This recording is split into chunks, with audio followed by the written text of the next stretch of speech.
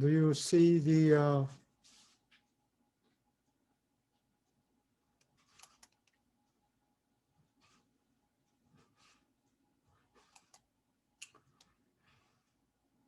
there is a lot of discussion in the lecture slides about the merger and acquisitions. So we'll begin with that topic, okay?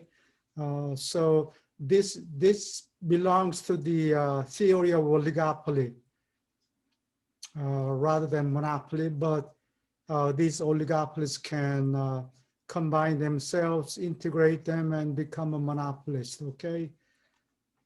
So many people are kind of brainwashed that oil companies are filthy rich and they are making a lot of money. It must be a monopoly. No, there are more than 100 oil companies in the United States. Actually, there are upwards of 9,000 independent oil companies in the United States.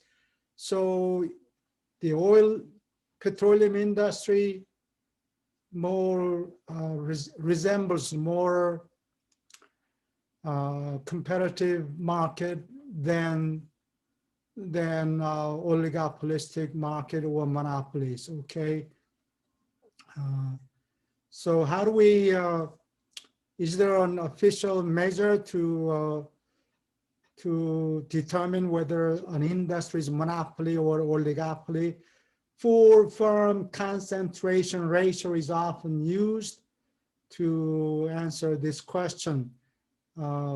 Four-firm concentration ratio, or CR4, is the sum of the four largest firms, and market shares expressed in terms of percentages, okay? So this ratio varies from 0 to 100. If there are only four firms in the market, their market share must add up to 100%, okay? So if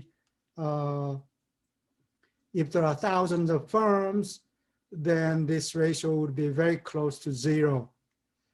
So if it's almost 0, then we can say that that industry is competitive. If it's 100, you know what that means. Four firms comprise the entire industry. That's not the case with the oil industry, okay? So as the index of CR4 increases, that means the industry is becoming less competitive. In some cases, judges want to consider 8 firm concentration ratios. As the name indicates, it's the sum of the 8 largest firms' market shares, okay? So that is also often used. So here are some examples, like personal computers. These statistics were compiled in 2007. And of course, IBM, computer, AT, etc. When it first came out, there was IBM had a monopoly, but then a bunch of firms producing IBM compatible personal computers, they began to increase market share. So computer industries of the market shares of personal computers of the 4 largest firms were over 80%. So I guess above 80%, when the 4-firm concentration ratio exceeds 80%, then you can safely say that that industry is highly concentrated. Electronic stores, etc. If it's above 50%, we can say, let's explore, let's investigate this industry, whether they are trying to monopolize the market or not, okay? Below 50%, maybe there's nothing much to worry about. So in the case of petroleum industry, as I said earlier, the 4 largest firms concentration ratio is only 28%. And then there are thousands of very small firms with 1 oil rig. Cigarette industry is probably more concentrated than the oil industry. Okay, but when CR4 is not, CR4 alone is not used in litigations. In litigations to break up monopolies, we use the Herfindahl-Hirschman index, or Herfindahl index for short. This index is used in litigations to break up monopolies or to suggest remedies. Herfindahl-Hirschman index is the sum of market shares, sum of squared market shares. So the firms need not be ordered in terms of the market shares. Any number, any order is fine. If S1 is the market share expressed as a percentage, so S1 is 10%, just put 10. 10 squared is 100. Second firm's market share is 5%, 5%, 5 squared is 25. They added 25 and so on, okay? So sum of all these squared market shares is called the Herfindahl-Hirschman index. These are all expressed in terms of whole numbers. So theoretically, the Herfindahl index can range from 0 to 10,000, okay? If there is only one firm with 100% of the market share, 100 squared is 10,000, okay? Or the firms are so small, like in the oil industry, if all firms were identical, 9,000, if all 9,000 firms were identical with one oil rig, well, that would be very close to 0. Okay, Herfindahl index would then be very close to 0. But when things move in these markets, like mergers and acquisitions, they need the approval of the Federal Trade Commission. Horizontal mergers when horizontal mergers occur, this Herfindahl index goes up. Okay, so let's look at some specific numbers. If the Herfindahl index is below 100, forget about it. The industry is highly competitive. The crucial threshold is 2,500. Imagine that there are 4 firms, identical size. Each of them has 25% market share. The whole industry is divided up by, divided into 4 identical firms. Then each firm's market share is 25%. Sum of square, okay, 25 square is 625. You should memorize these numbers.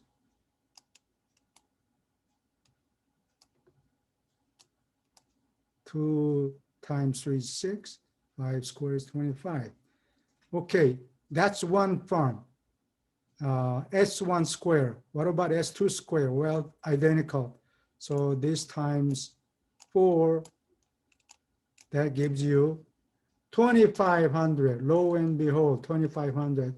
So that is the crucial, critical threshold. So if it's below 2,500, that market is moderately concentrated, nothing to worry about. But in such markets, if the Herfindahl index is over 2,500, and two firms are considering mergers. They want the blessing of the Federal Trade Commission. You cannot just go ahead and merge the two firms and then later told that they need to break up again. Well, that's going to be very costly. Okay, so potential would-be mergers need to contact Federal Trade Commission and receive their blessing. Okay, but they would Federal Trade Commission usually okays the merger if the new index, if the Herfindahl index rises less than 200 points. If it's above 200, well, that raises a red flag. It is saying, hello, Federal Trade Commission, I'm trying to merge, I'm gonna marry this guy, is this okay? That raises a red flag, okay? So Federal Trade Commission will be looking into this merger, potential merger, would-be merger, and point out any problems. So sometimes they list all these points and ask them to address these concerns. If they listen to the advice, they would receive the blessings. Usually horizontal mergers are raising the Herfindahl index. Horizontal mergers are consolidation of two or more firms in the same industry. Okay, so that's going to raise the Herfindahl index. Okay, if it's rises by less than 200 points, well, then you may have a few questions to address. There may be a few issues, and if you satisfy them, you may be receiving blessings. Vertical merger is a consolidation. It's consolidation of two or more firms that have buyer-seller relationship. So if there are two firms, not horizontally, but vertically, what does that mean? Well, one's output is an input of the other firm, okay? So in this case, that's called vertical merger. So for instance, in the auto industry, one firm is producing automobiles, the entire automobile except the tires, and you're buying tires from another company, like, or airbags, things like that. Sometimes you want to merge those two firms. That's called vertical merger. Tire and car companies, car and the electric battery companies, etc. Okay, and vertical merger does not affect the Herfindahl index. Vertical mergers tend to be neutral or pro-competitive. They have very little effect on the Herfindahl index. Conglomerate merger means merging two companies that have no relationship, like merger of banana industry and Walt Disney, or ABC broadcasting company, etc. There is no relationship. There is nothing fishy about this type of merger. That's called conglomerate merger. And this type of merger has neutral effect on the Herfindahl index. The trend is actually reversed, because we will be talking about natural monopolies, and natural monopolies require a huge amount of money, and it's best for one firm to do the job. instead of breaking up the natural monopoly into many small firms, then cost would be huge. So that's not a good idea. In such industries, the trend is not merger, but vertical disintegration. Vertical disintegration. Integration is going to take forever. You get the idea, vertical disintegration. So a good example would be, well, Intel used to provide the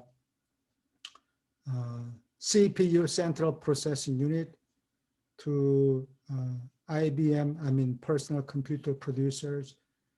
But eventually, Intel became the integrated device manufacturer. What is integrated device manufacturer? Well, you provide instead of buying chips or making chips and other things and then put them together,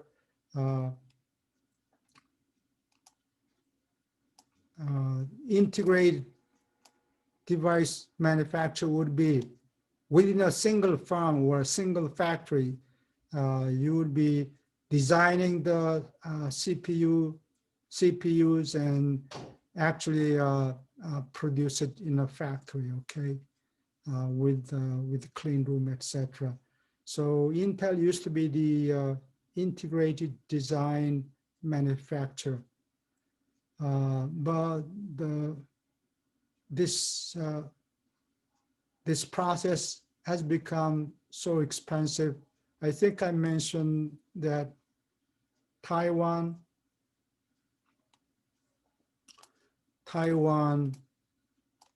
Semiconductor Manufacturing Company. They are building a 5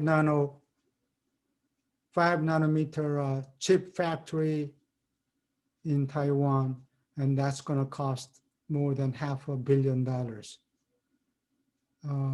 So because of this large capital requirement, Intel gave up the production of 7 nanometer chips. They gave up. So they are quitting half of this job. Instead of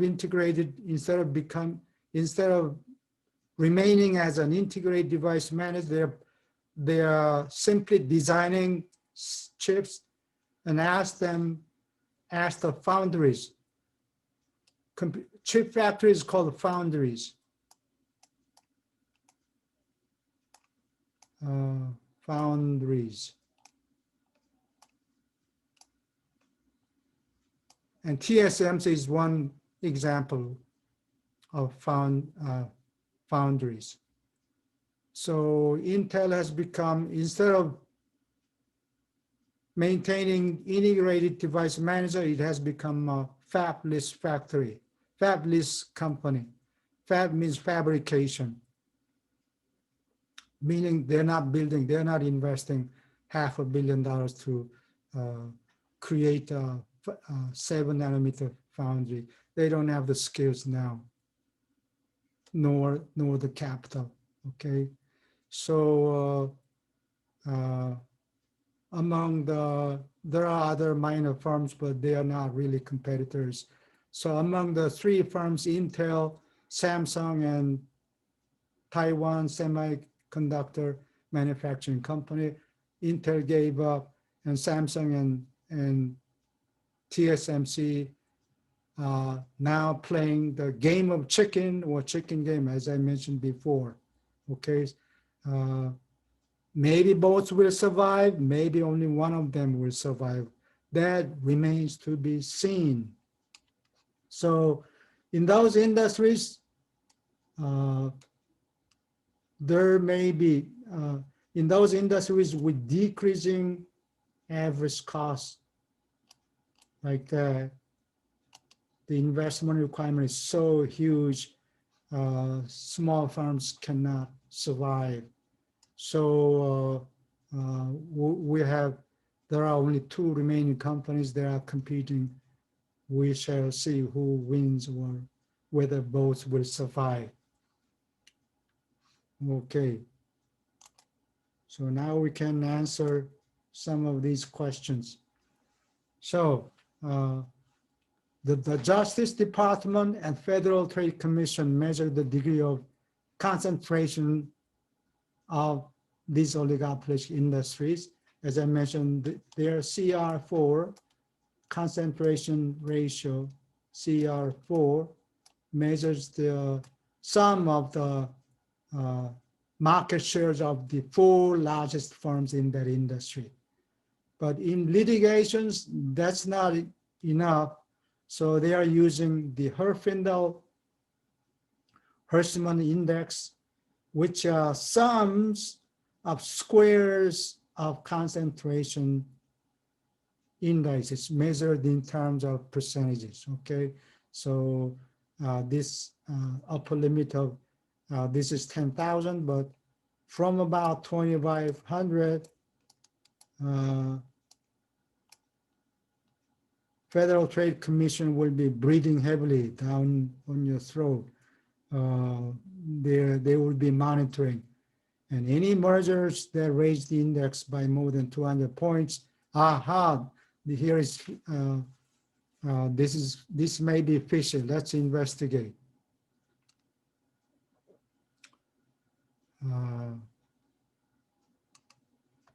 So when two firms that are independent, then if one, this is not very important, price, when they are integrated, if the Herfindahl index is very low, we don't have to worry about it. If you raise the price, integrating with one more firm is not going to guarantee positive profits, because there will be so many other firms not following suit, and you will be losing customers to other remaining firms. Merge is not that dangerous. But when the Herfindahl index is very high, over 2,500, merging of two companies may give them market power to raise price, okay? So these slides show a few examples of price fixing cartels. In some cases, it's okay. In other cases, they're not. It depends. So we cannot say a priori whether an industry, whether certain mergers are beneficial or harmful to the industry or not. That should be determined case by case. So the concentration index measures the degree of existing concentrations and the amount of change in concentration, like CR4. The Federal Trade Commission now uses a market concentration index called the Herfindahl-Hirschman. If you don't like these long names, just call it the Herfindahl index. Okay, oops. So remember the threshold, 2,500 points. From then on, you would be on a watch list. Okay, next, predatory pricing. What is predatory pricing? Well, it basically is an attempt to Sherman antitrust law has 2 points. Any restraint of trade, restraint,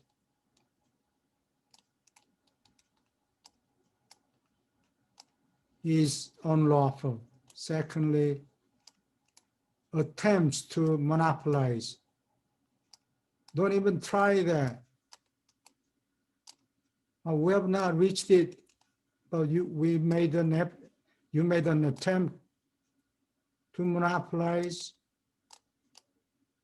Okay, then you are guilty. Okay, any attempts to monopolize the market. So predatory pricing is basically price is very high at the moment. There is another competitor charging this price, and you lower this price. Why do you want to do that? You are losing money. Well, I'm fat, so I can lose a little bit. My rival does not have enough capital. So when I cut the price, the other rival firm will also cut the price to match it, and they go out of business. They cannot survive, but I'm a fat cat, so I can live off past savings, okay? And then when the other rival firm goes out of business, everybody's gone, so now is the time to raise the price back to normal, okay? That is called the predatory pricing. You're cutting price, and its sole purpose is to drive out your rivals out of business, out of the market, okay? That's called predatory pricing. Of course, this is illegal. Microsoft versus US case. Initially, the lower court, I think I mentioned this before, suggested that Microsoft should be broken up into 2 firms. Why not 3?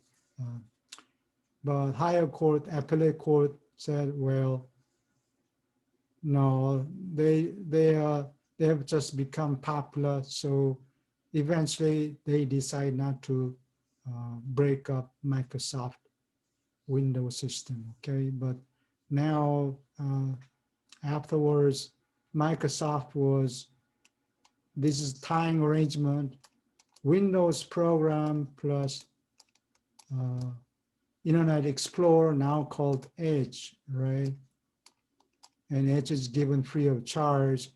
In those days, Internet Explorer was given free of charge for all those guys who are buying the Windows program. And they called it frosting. But okay, so this is a tying arrangement. It is a predatory pricing. So, okay.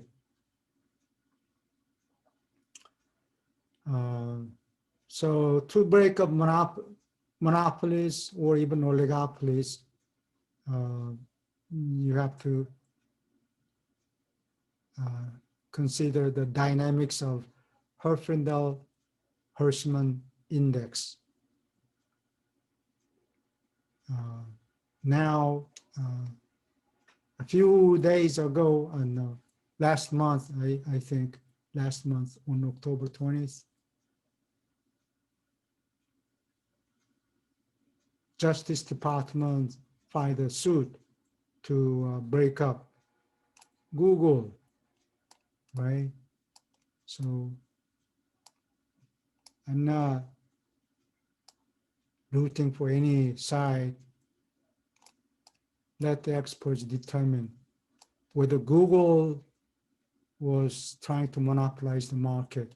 Its market share, I think, passed the 90% already, has been steadily going up.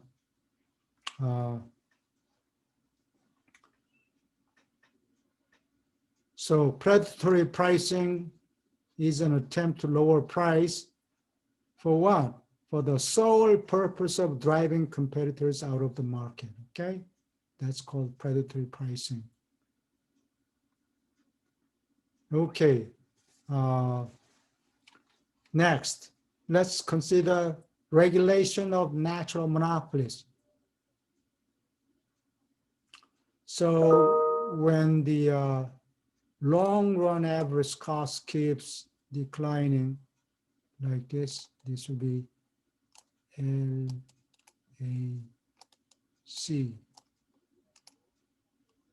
okay? And in this case, you don't want to break up natural monopolies. We shall see the reason why.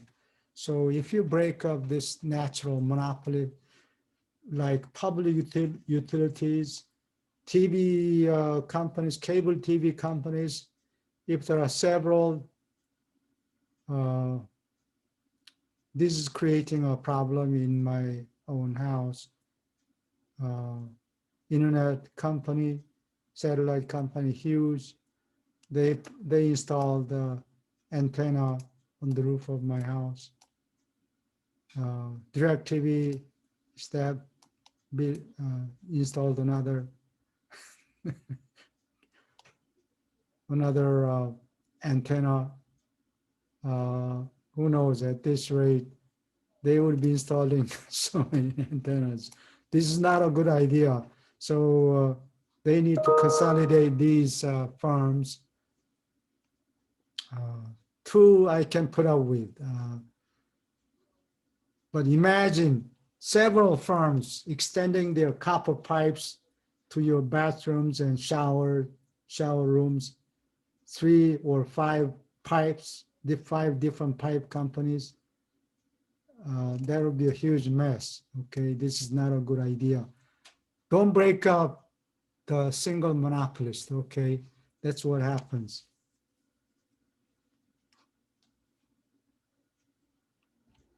Electric companies, these ugly towers, even with a single firm, you cannot avoid these ugly, unsightly power stations or other infrastructure facilities being messed. So in these cases of natural monopolies, we don't want to break up these companies. Okay, unlike these horizontal mergers, horizontal or vertically integrated firms in some oligopolistic industries. In case of natural monopolies, we don't want to break up. Okay, there are other ways to regulate natural monopolies. So this diagram illustrates why it is not a good idea. So let's use this diagram. So the long run average cost curve, LAC is long run average cost curve, okay? It's down, it's negatively sloped. And marginal cost curve lies below that. I don't think it's gonna look like this. It could be U-shaped going through.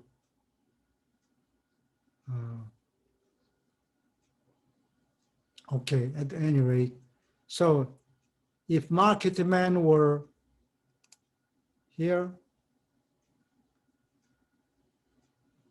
well, this is supposed to be here.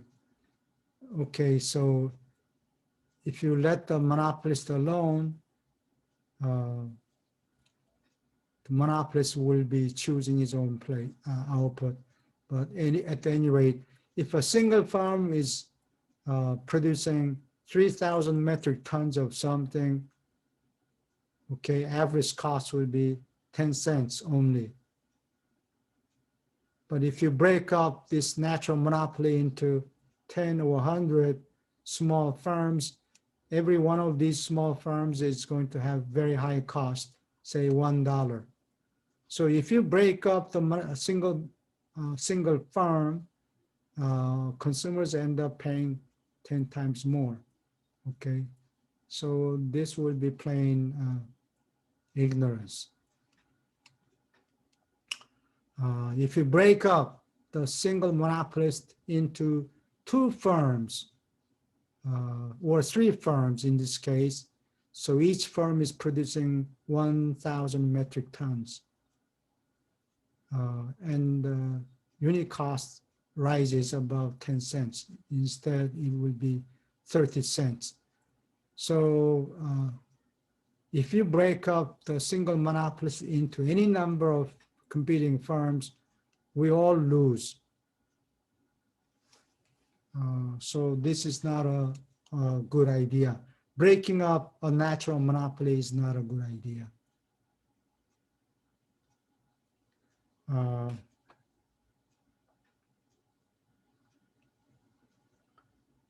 So what happens if you do not regulate? Okay, so don't break up. We just demonstrated. Don't break up.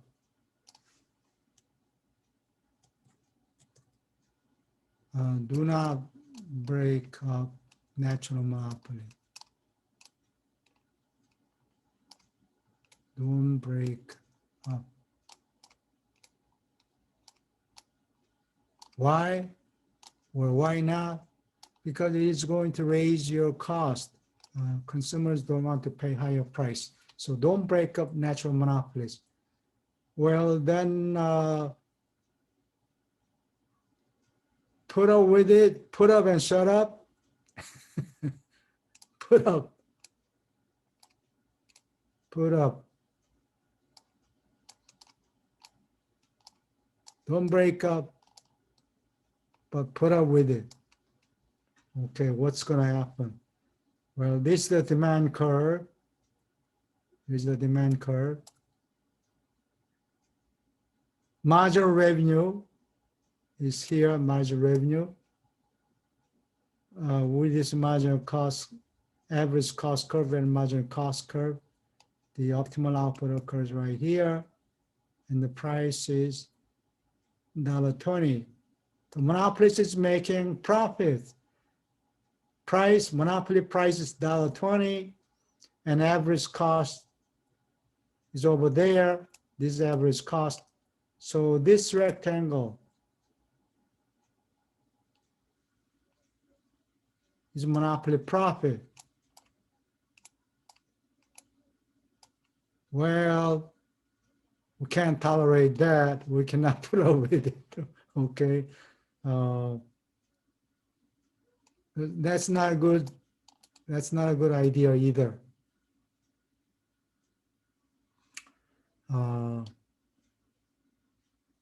If you break it up into many small firms,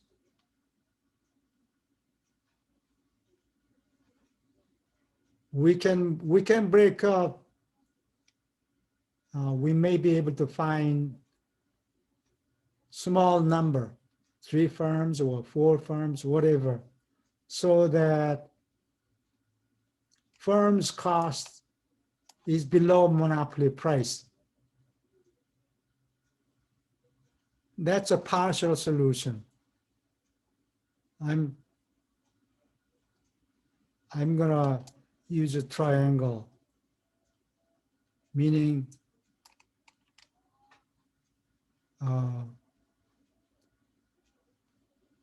it's not a good solution or bad solution, but mediocre solution. It's not as bad as putting up with it or breaking it up. Well, it's not as bad as putting up with it because you break up into a small number of firms, not many firms, but a small number of firms, so that price is below the monopoly price. Okay, so that is a partial solution. It's not very satisfactory. So in terms of grade, this is not an A, this is not an F solution, but kind of C. Okay, this is not a good solution. There is a better solution. So what are the partial solutions? We'll be talking about marginal cost pricing and average cost pricing and so on. We will analyze this on Friday. Any questions? Any questions? So we'll stop here then.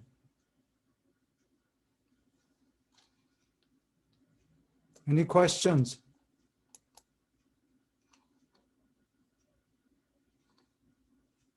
Okay.